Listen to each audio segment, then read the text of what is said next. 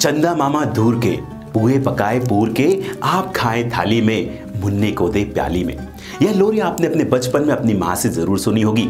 माँ के द्वारा यह लोरी अपने छोटे बच्चे को प्यारी सी निंदिया यानी कि नींद लाने के लिए सुनाई जाती है।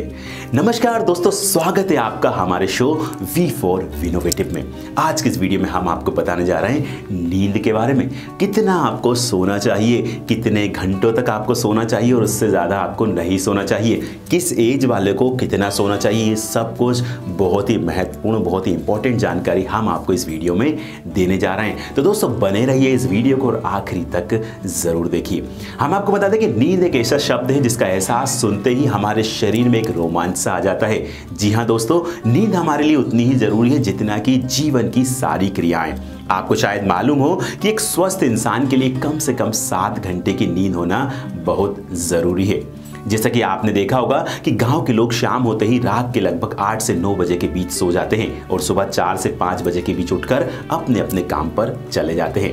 यहाँ मैं आपको इसलिए बता रहा हूँ कि हमारे शहरों की भाग दौड़ भरी जिंदगी में हम पैसा कमाने के लिए अपने शरीर को जरूरी नींद नहीं दे पाते, जिसके कारण गाँव के लोगों की अपेक्षा हम सभी लोगों को बीमारियां ज़्यादा हो रही हैं। दूसरा उदाहरण हम जापान का लें। जापान में दुनिया के सबसे अधिक उम्र वाले लोग पाए जाते हैं। इसका कारण उनकी संतुलित जीवन के साथ कम से कम शरीर के लिए जरूरी 8 घंटे की नींद वो लेते हैं। अधिकतर लोगों को यह तो पता होता है कि उन्हें जितनी नींद लेनी चाहिए थी उतनी नहीं ली, लेकिन कितनी लेनी चाहिए यह पता नहीं होता। नींद सिर्फ एक ऐसा समय नहीं है जब आपकी बॉडी रिलैक्स होती है, बल्कि यह वो समय है जब पूरे दिन के कामकाज के बाद आपकी बॉडी के अंदर के सारे ऑर्गेनिक मेंटेनेंस के काम हो रहे होते हैं।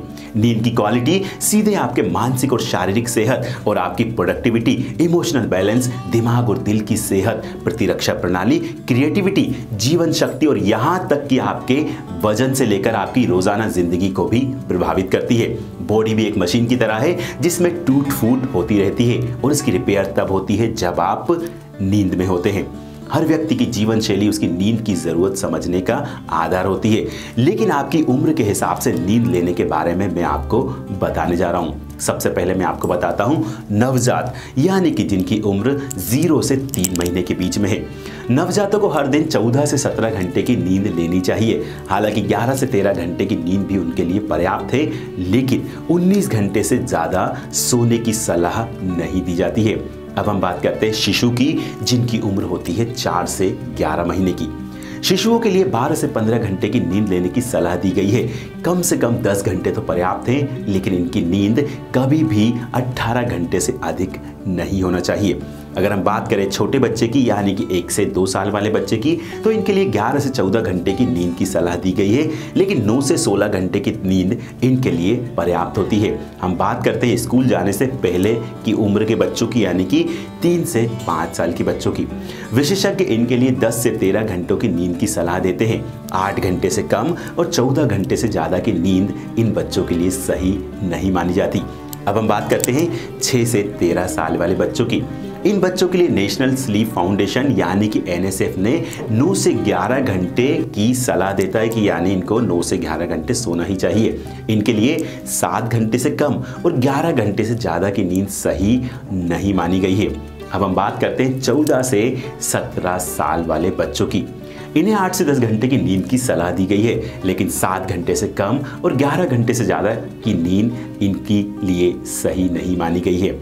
जी हाँ दोस्तों, अगर हम बात करें 18 से 25 साल वालों के लिए, तो नौजवान वयस्कों के लिए 7 से 9 घंटे सोने की सलाह दी गई है, लेकिन 6 घंटे से कम और 11 घंटे से अधिक उनको नहीं सोना चाहिए।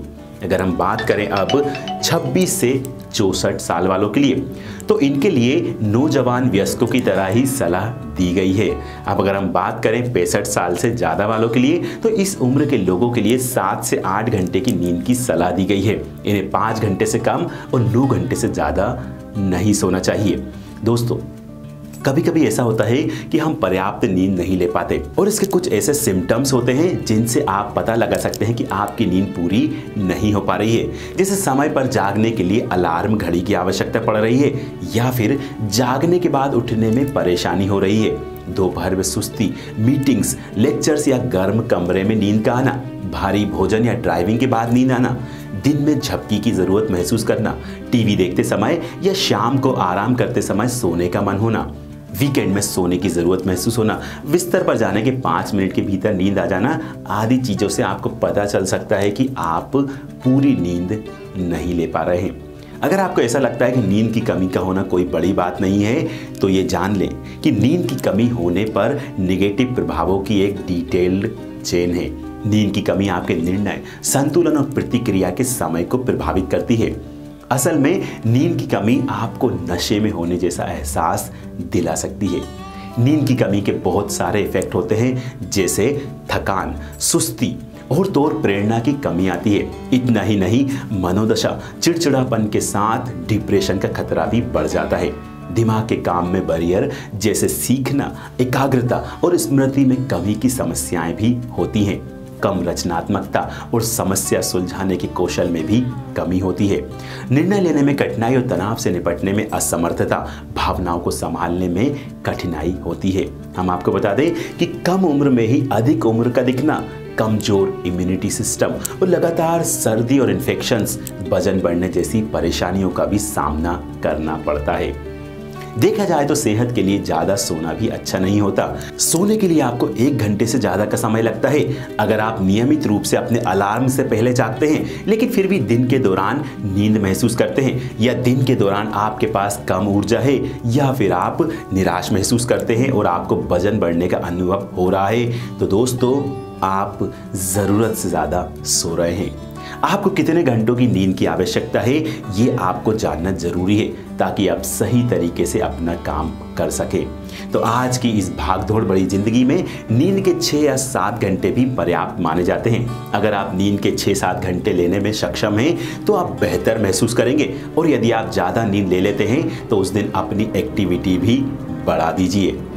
न्यूरॉन्स जो नींद को कंट्रोल करते हैं, वो इम्यूनिटी सिस्टम से इंटरेक्ट करते हैं। नींद शरीर को ऊर्जा और अन्य संसाधनों को बचाने में मदद करती है, जो इम्यून सिस्टम के लिए जरूरी है। करीब 20 मिलियन लोगों को सोने की समस्याएं होती हैं। यह रोजाना की जिंदगी को प्रभावित करता है। डॉक्टरों ने 70 से अधिक नींद विकारों यानी कि बीमारियों के बारे में बताया है। हम आपको बता दें कि इतना सब बताने के बाद अब मैं आपको अच्छी नींद कैसे पाएं, उसका कुछ टिप्स देना चाहूंगा।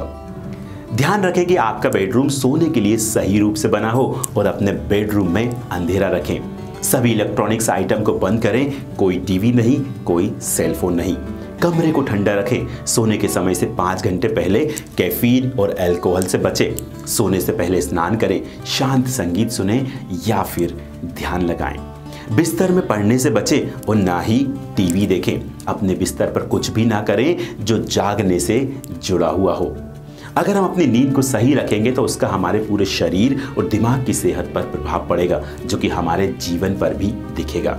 अगर आप अब ज़्यादा सो रहे हैं या कम सो रहे हैं या सोने में परेशानी का सामना कर रहे हैं, तो उम्मीद करता हूं कि हमारे इस वीडियो ने आपकी बहुत सहायता की होगी। और अगर आपको हमारा वीडियो अच्छा लगा हो तो इसे अपने दोस्तों के साथ, अपने आसपास के लोगों के साथ जो कि नींद के परेशानियों से गुजर रहा हो, उसके साथ ज़रूर शेयर करें और उसे इसके फ़ायदे और नुकसान ज़रूर बताएं। तो दोस्तों आज के लिए बस इतना ही। मिलते हैं अगले वीडियो में। तब तक के लिए खुश रहिए, आबाद रहिए। मिलते हैं अगले वीडियो में। नमस्कार।